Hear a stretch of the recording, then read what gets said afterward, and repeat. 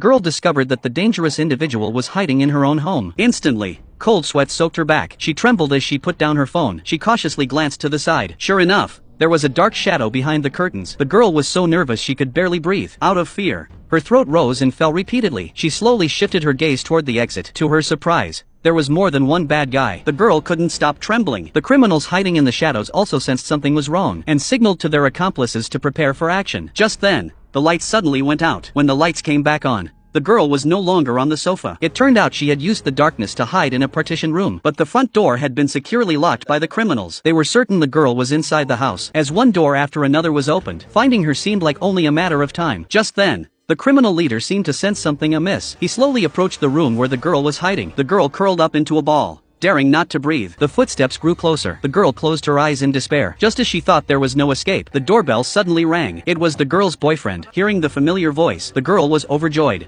as if she had grasped a lifeline. But when the knocking on the door sounded again, she remembered her phone was still in her pocket. However, she dialed the number again and again, but no one answered. Who could have imagined? Her boyfriend was holding flowers but had left his phone in the car? After knocking on the door several times with no response, he left. Hearing the elevator door close, the girl was completely despairing. The criminals confirmed there was no movement outside and accelerated their search. The girl didn't want to sit idly by and wait for her fate. She looked out the window again. Just then, the criminals suddenly turned their heads.